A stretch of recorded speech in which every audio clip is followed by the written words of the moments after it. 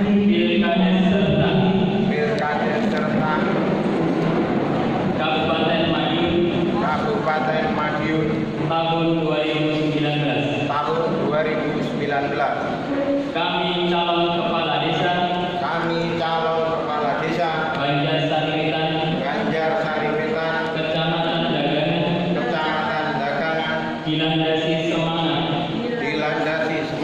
dan keteguhan hati dengan ini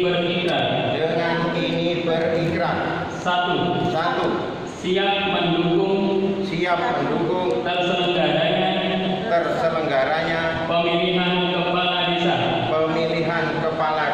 Banjar Sari Wetan yang bersih, jujur dan adil. Dua, berkomitmen untuk mewujudkan pemilihan kepala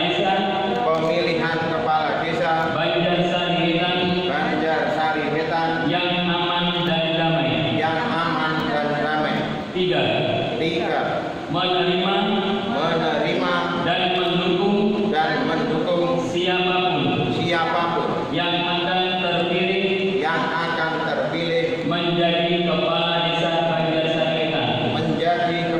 desa Banjar Sari Wetan. Empat, bersedia